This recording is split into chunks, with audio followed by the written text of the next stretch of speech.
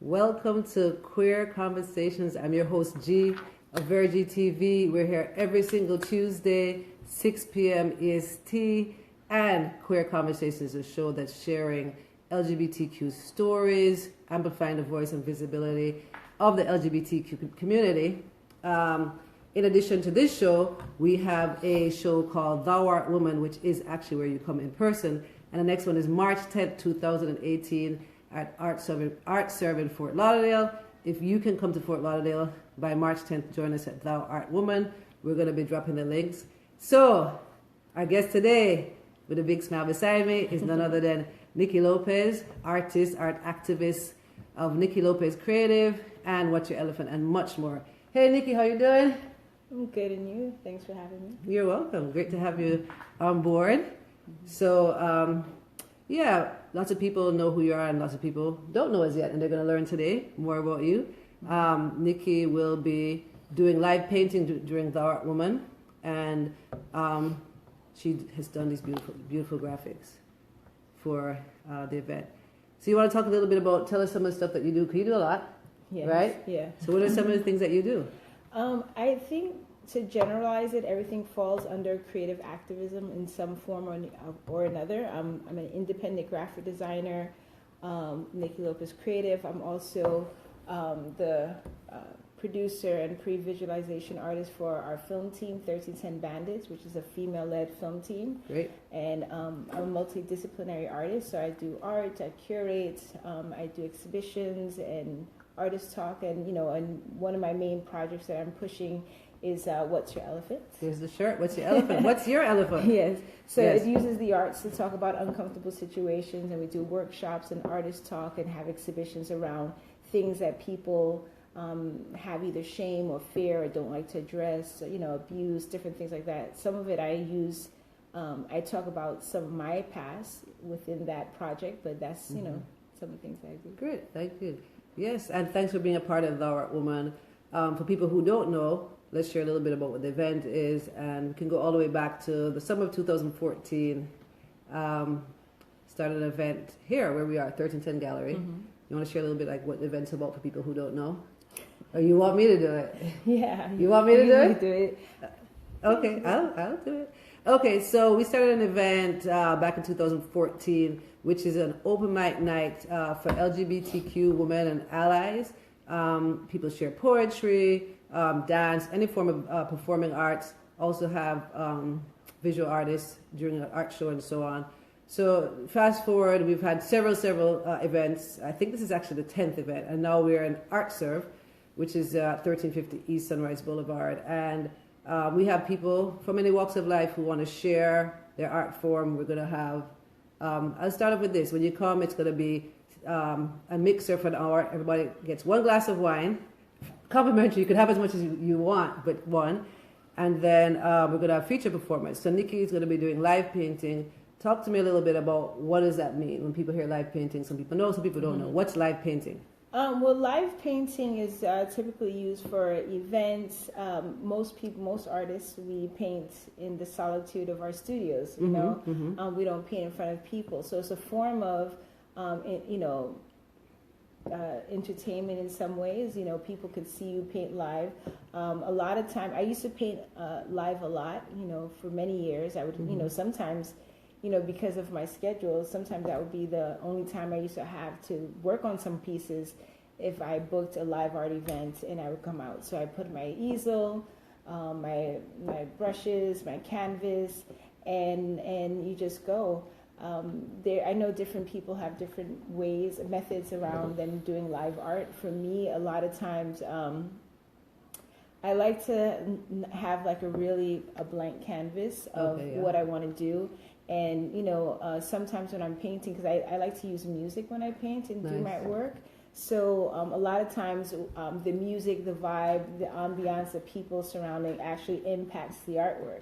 So I'm creating things spontaneously as the event progresses. So now the event's next Saturday. Today is Tuesday. Do you know what you're going to paint next Saturday? Absolutely not. No. I think when will Niki Lopez know what she's painting? I think because it's the Art Woman and it's it is a woman's event. I may want to lean to something a little bit more feminine or feminine symbolics. However, most of the time, I just like to kind of feel out the vibe, and I'll do something abstract. There's a couple of times I have this series called Concrete Jungle, where I'm mixing this like landscape, cityscape, and these little spaceships. So sometimes I might do something like that, but I might do something different for the Art Woman. So we look forward to seeing what comes to life that day. We're going to have, in addition to Niki's live painting, we have poet Ari Safari, we have Butterfly, we're going to have music by DJ Music Cat. We're going to have special guest appearance by Diana King, international star, who did songs like Say a Little Prayer, Shy Guy, and much more. So she's going to give us a couple songs from her repertoire. Really excited. Thank you, Diana. We're going to have the comedian Storm Artist coming all the way from Atlanta. She came during the open mic, and that was funny last year. She was real funny. So we look forward. You got to bring it again. You got to bring it, Storm. So looking forward to that. Who else we have? Pepsi, Kira, and Kira. They did a nice couple of years, maybe a year or so ago. They did a nice collaborative performance of dance and song. So they're going to do that again. We look forward to that. And I don't want to forget anybody. DJ Music Cat. We have someone coming from Atlanta too. Another person, Royce Hall, is going to come and do a song for us. And the open mic performance part, you just don't know, what's going to happen. And I love that. It's just like a very spontaneous, impromptu evening. Are you doing an open mic? Nick Harris, Nick is going to co-host and host the open mic part. And you're asking me if I'm going to do what? Open mic? Are you going to do a piece? If I'm going to do a piece, just like your painting, I just don't know. So I might have something with me. I have a few poems that I have written, and sometimes I do those. And then sometimes I've written sometimes just the day of it. Shall see. Maybe I'll come. You think I should come with something? You can. I mean, I think that's one of the beauties of the Art Woman. You have the open mic segments, so you have a lot of people who either look for open mics or they want to try it out, as well as the feature performers. So there's a nice little healthy mix of that.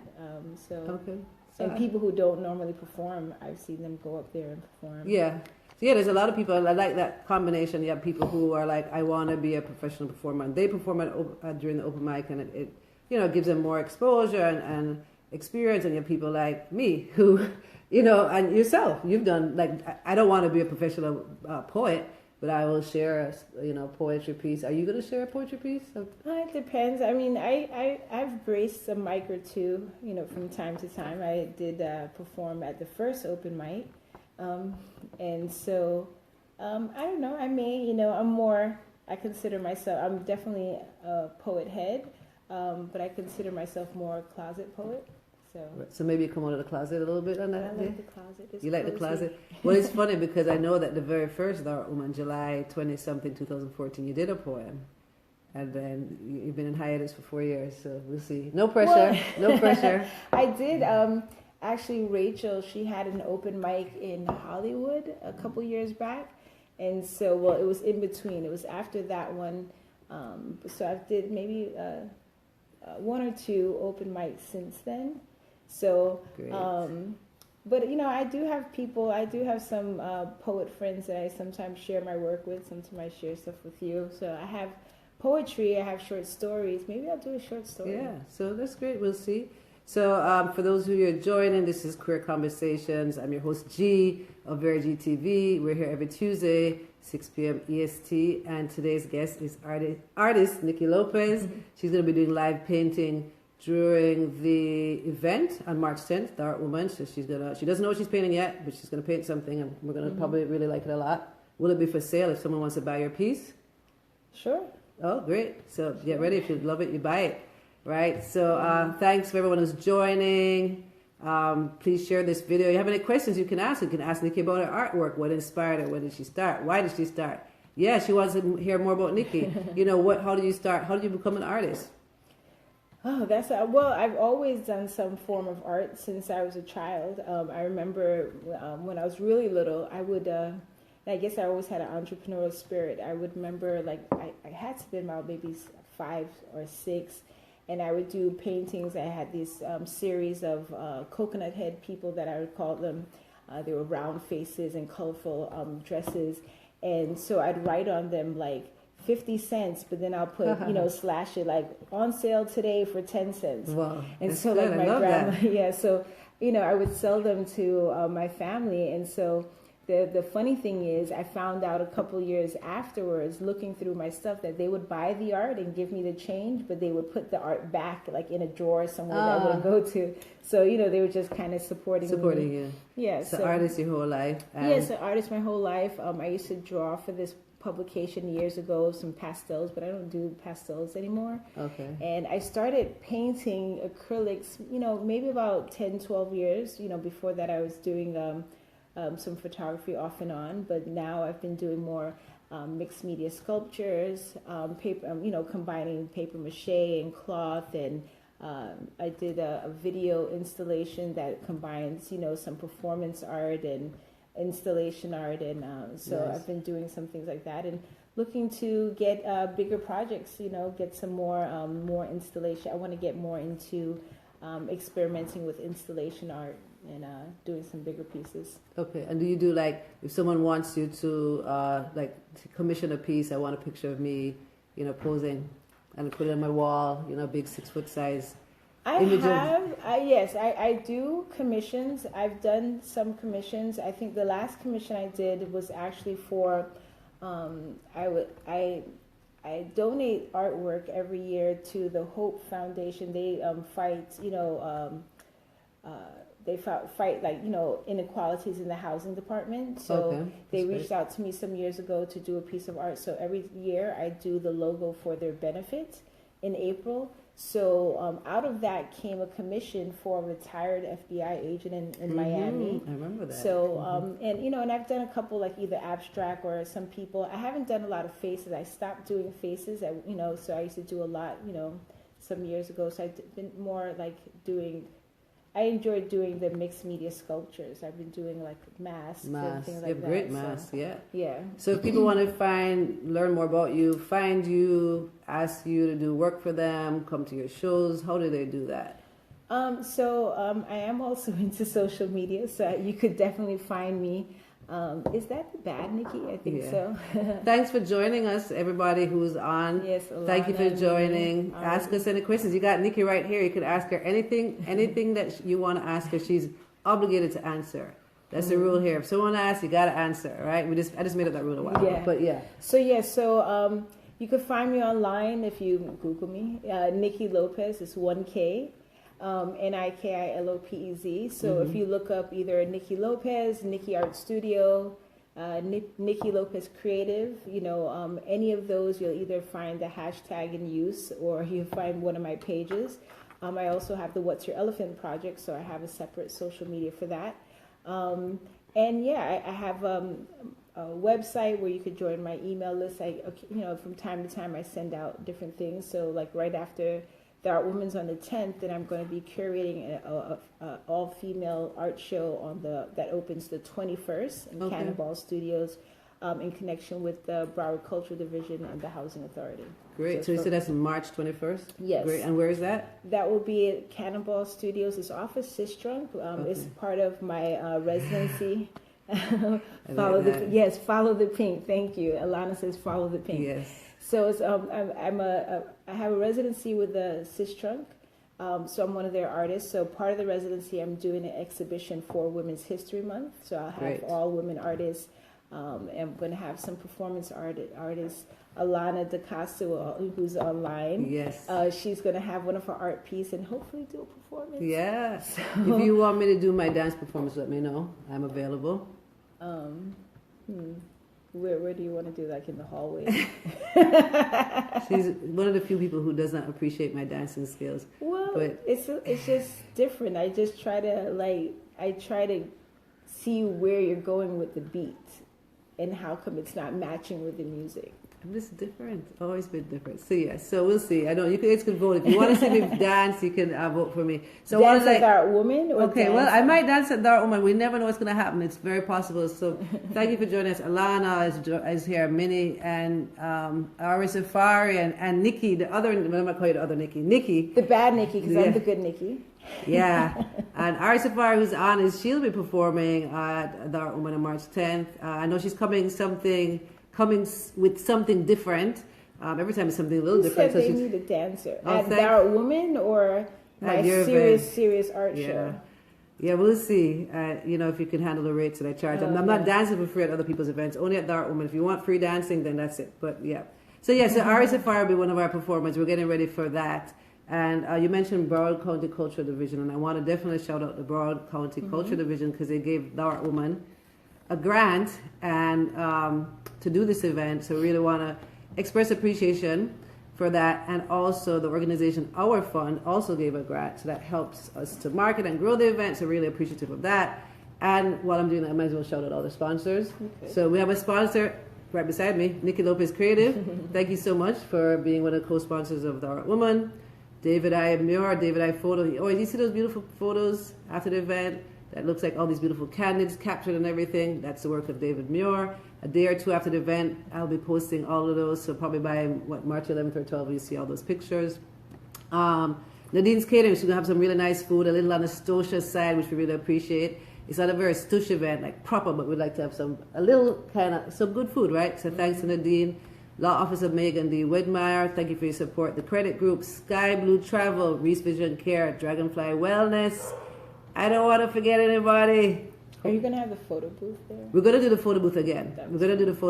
We're just booking that. So outside, there'll be a little area you can have those fun photos and do all kind of crazy things and share it. We're going to ask everybody to hashtag Thou Art Woman because that's how we find each other and can follow up and share and reshare. Sunserve Women's Services. Thank you, Paul. So they're on board and helping us. So one always asks, all my guests have to answer this question. No, it's not that deep, but it's something we want to add. You look nervous. No, just how do you? I might know, but people don't know, and people want to know more about you. How do you identify? And tell us a little bit about your coming out story, if you have come out. Okay. Well, I don't like labels. That's always been kind of my thing. I think what I do like, I like the word queer. So I pretty much use that as an identity. Queer. Yeah. And I'm teasing about if you have come out, because if you hadn't come out, this would really be bad for you. Well, actually, I've always just kind of been unapologetically myself. Whether people know me or not is usually kind of the defining moment. I think I don't know if I've ever had to be in a space. There's sometimes it comes up in conversation, or sometimes when people assume, and then they start hanging out with me, and they're like, "Oh, wait a minute, you're into women." But I think I've people who've known me for years, who've gotten close to me, they've always known that. And I had one of my friends. She when she saw me posting pictures of my girlfriend, she was like, "Oh, are you out the closet yet?" And I was like, "I was never really in." It's just and it's just a thing where I feel in some ways it's like challenging certain norms, because people feel like, oh, if you're LGBT, you have to be this way, you have to say this. And one of the jokes I think I've told you is that I was a member of an LGBTQ organization, a nonprofit, Drag It Out. In one of our meetings, someone was like, "Oh, you're a great ally," and I thought, "Wow, that's such an assumption." We're in a space where we're trying to be recognized and known. So I like when people ask me things. I don't like to define it. I don't mind people asking me, but Right. But it could be hard sometimes. So you rather someone just ask you, like I asked you, but I happen to know. And you mentioned people, your girlfriend, and many people know, some people don't know that your girlfriend is this extremely amazing person, right? And also very humble. I don't know if you want to talk about your girlfriend. I don't know if you're humble. But yeah, so there's sometimes it comes up in conversation, and because I am Latin and Caribbean, so that's sometimes it's a little bit of a challenge. Like for example, my father, who's Jamaican, he's always known I've been into women, and he has no problem with it. But sometimes he has to tell kind of like don't put it out there, because he's having concern from people saying things to him. He's not bothered by it. So sometimes, that's a little bit of a challenge to say, well, the same way you accept me, you don't have to accept me quietly. You should be able to, if I'm not there, be like, hey, this is who she is. So, those things are sometimes a little bit challenging, or sometimes I do have to tell people, but I think that's always been me. I think, no like big coming out, kick down the door announcement. Just no, little by little, just like start sharing the hot girlfriend on Facebook. Yeah, well, the people who know me have always known I'm into women as well. I haven't only been into women. Obviously, I have a child, but I think that was just in my first experience when people are growing up and things like that, and my first attraction was with a female. It wasn't with a male. So I think it was more so kind of the thing of, well, that's what everybody does, get a boyfriend. Right. Yeah. So, I relate to that. So I like that, and I wanted to ask you, what did you care when you say your father said, what he said? Is it important to you? Do you care? Like, how do you feel about it when it happens? Like, oh, he's fine, but family members are, saying Ray, or whatever, It's sometimes bothersome, but then it feels a little like, I can't tell you how many people have sent me the Jamaican video on my DM about why Jamaicans are homophobic and having to do with the slavery and the buck busting. And I'm like, well, it's been in other places as well. It doesn't give them an excuse to be homophobic. Right. So, or I had one family member, they were like, oh, so randomly, so what does your sisters think? I was like, and I knew what they were getting to, but I love playing dumb and letting someone like really. So I was like, what do you mean? Forcing people to say, yeah. What do your sisters think about what? Well, about your girlfriend. I said, well, I don't know if I asked them what they thought about my boyfriend, so I didn't feel I need to ask someone permission of what they think about my girlfriend. Like, so it's always interesting, and because I do have a lot of Caribbean people in my family, I have had to deal with some of that to some extent, or like I had someone. There was one of my cousins who was younger than me. And someone telling me, oh, don't take her to those places. And I'm just like, they don't even know she's asking me to take her to these places. That's or, people come out to me. Because, like, since I was a young person, I mean, when I was younger, I never talked about it. But it was just one of those things, you didn't talk about it. But if you did it, whatever.